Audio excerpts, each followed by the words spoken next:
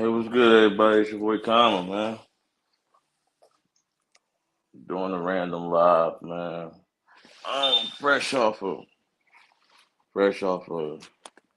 work at the in-laws' house. Um, so why not, man? Rather than make a video, let's just talk about some stuff. I'm gonna post the link in the comments. I mean, anybody wanna come in? They could. The link gonna be in the comments. I could do it. Maybe have a quick conversation. I don't know how long I'm gonna be here. Come here, speak your truth. That's the link right there. Anybody want to jump in and tap in, you're more than welcome. But yeah, man, it's Victory Friday, man. It's Victory Friday, man. I see a lot of chatter going around. Tyler Biadasz was he was diagnosed with I think a high ankle sprain or my ankle sprain, but they said it's not severe. He could be back by the first week of the playoffs, which is always a good thing, man. Like at this time of the year, you just want to be as healthy as possible. And we got out that game relatively healthy. I thought it was interesting watching. I don't like I said, I don't watch clips from I don't watch mainstream media. I don't watch full shows. I see clips on Instagram or YouTube and things like that, and I watch it like that. I thought it was interesting that Ryan Clark, out of all people, had to come to our aid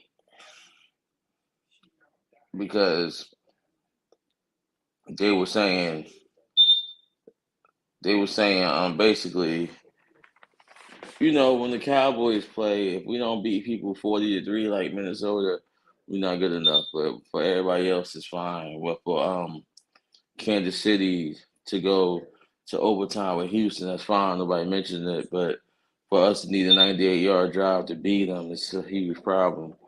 For the Eagles to barely squeak past the Bears, that's fine. But when we beat them by 20, no one says anything. For the Eagles to struggle with the Colts and it come down to the last second drive by Jalen Hurts and they beat them, no one says nothing. But no one says nothing. It was a gritty win. But when we beat them by 52, it wasn't good. Somehow it wasn't good enough. The game was closer than what they thought.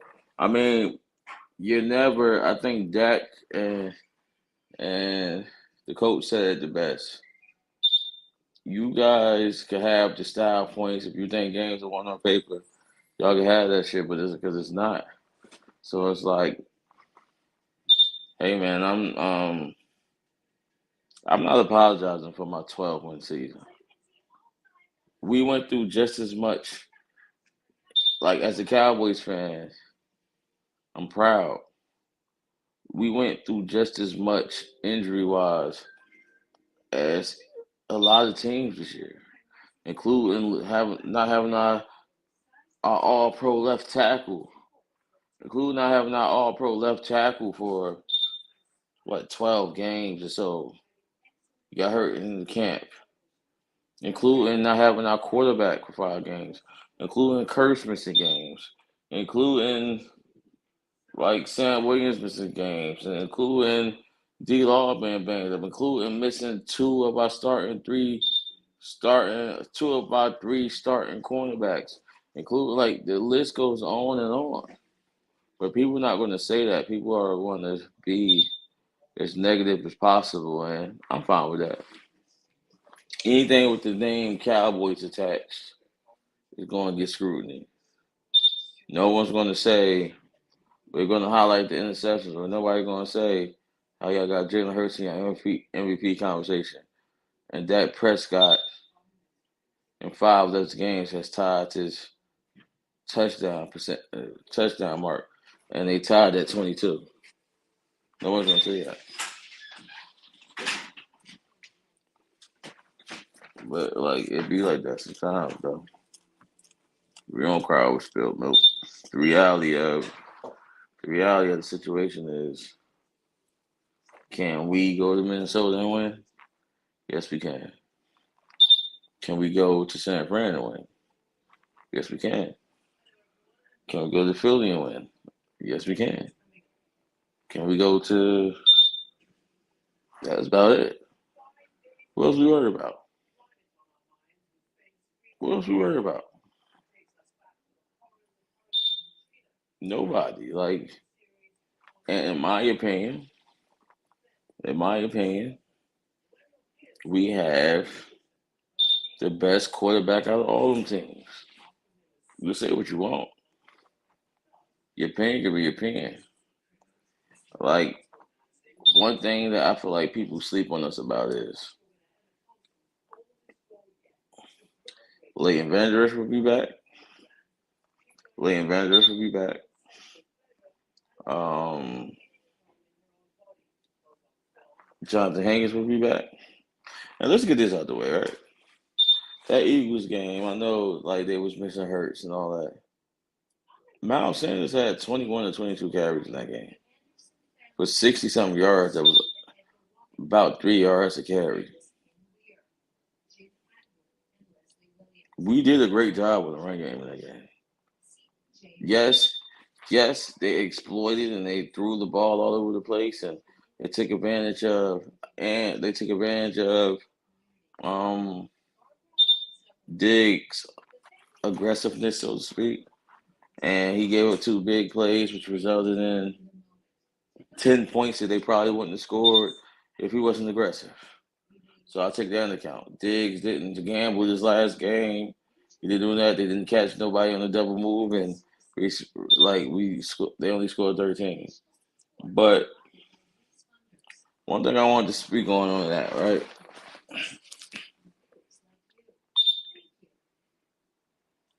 Diggs is like Diggs. I feel like Diggs has played great 90% of the season. The last couple of games, he got a little greedy, anxious. I don't know what that was about, but he got a little greedy, anxious. This game right here, he actually had a chance to get a pick six, but he dropped it. But I got confidence outside of the Jacksonville game. Go check the rushing numbers of anybody else we played and tell me who dominated us on the ground. Go do it. And the Jacksonville game, all that came in the second half was for some reason in the second half we couldn't stop a nosebleed. Now, when I say the Dak interceptions are concerning, of course they're concerning. They're concerning in terms of it's not just him, it's us getting on the same page. It's us, our wide receivers know what they are. It's like Noah Brown dropped another couple of passes this game, like in the breadbasket. Noah Brown dropped a couple of passes. Like I just feel like one of his interceptions was a drop passes. I just feel like we got to help our quarterback out. So it's like, but when it comes down to it, I know we got what it takes to beat whoever we need to beat. I mean, Philly's defense is not going to change. The personnel is going to be the personnel. Our quarterback is going to be the quarterback. I like our chances of going to go up against anybody. Now, people like to say, now people like to say, I mean, people may say, oh, people may say, oh, Cowboy defense ain't been saying they give up this amount of points and this and that. That's fine, but we had to revamp our whole offense, our whole defensive backfield outside of Diggs in the past couple of weeks. That's fine. You gotta get these young people acclimated. We went through a couple of people. We went through Kelvin Joseph. Now we got Nashawn Wright. We trying to find the right piece.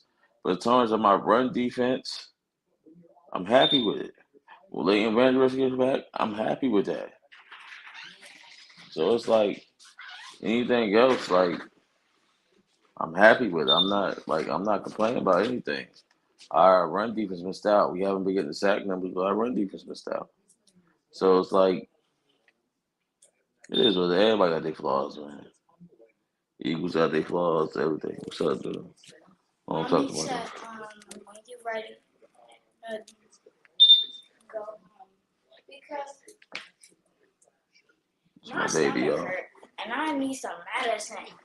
Your stomach, man, you need some medicine. Yeah. He didn't tell you I'm that. live on I YouTube, just dude. need some medicine. Okay. My stomach hurt. Well, what you want, some Pepto-Bismol? Yeah, but I feel like taking those fruity cracker things down. And it was nasty. okay, go tell mommy we could go in a minute. I We gotta go in a minute. Y'all can get ready. The glasses are nice, but um, yeah, man. Like I said, y'all can get ready now. We can go. Yeah, like I said, impromptu vibe. Remember, in-laws' house. Just got off work and pick up the family. Um, wife pregnant, baby due any day now. You already know how they go. But yeah, I like our chances, man. It's like people scream on Mike McCarthy all day. He ain't this, he ain't that. By Mike McCarthy coming here and able to stabilize the organization. Because we will win 13 games, and the next year we win five. We'll win 12 games next year. We win six. For him to come here and stabilize us and allow us to be a consistent contender, to me says enough. And what he did with his team, and I just feel like he needs his respect. He's played. Just look at this. If I told you any coach played 5 games without a starting quarterback, um, what are we 11-4, 12-4? He played 13 games without his starting left tackle, 3 games without Zeke. I don't even want to go to the defensive list. I mean, people we were missing all year over there. Like, if I told you all the changes we went through and we was 12-4 with a chance to win the division and we already clinched the playoff spot, you'd told me we're having a successful season. But because it's the Dallas Cowboys and Mike McCarthy, everything is like we trash. But it's like people let I feel like fans let everybody tell you everybody else we're the only team with flaws, so to speak. Like San Fran ain't got no flaws, Philly ain't got no flaws, Minnesota ain't got no flaws. Like you let them tell you whatever, but that's not the truth. Everybody got flaws. It's just when you go to the playoffs, you just play the teams that got the skill sets to exploit them. And be honest, before we lost 2/3 of our cornerback position, only thing you could point to Dallas was you're not that great against the run. You know what I'm saying? Then we traded for Hankins. We was showing that up. It's easy to sit here and say, "Yo, everybody's banged up, banged up." Now this, that, third. But the Eagles got guys banged up. All pro Lane Johnson, the quarterback battled through injury. C.J. Gardner Johnson battled through injury. Maddox is out. The playing field has been leveled, people. Don't let nobody tell you otherwise. That's just my opinion, man. Like I said, I was gonna jump on here for a little bit. My wife ready to go. I'll take this hour ride home, but I mean, I'd rather do this than make a video. I mean, just tap in with people, man. But I'm gonna go live early tomorrow. Tomorrow, New Year's Eve. I'll go live tomorrow, man. But for like an hour, New Year's Eve, bringing up with the family. But I just want to tell everybody I appreciate the love. Everybody that been tapping into the videos, everybody that been subscribing, everybody that been liking the content. I appreciate it, man. But it's your boy Kama signing off. Salute.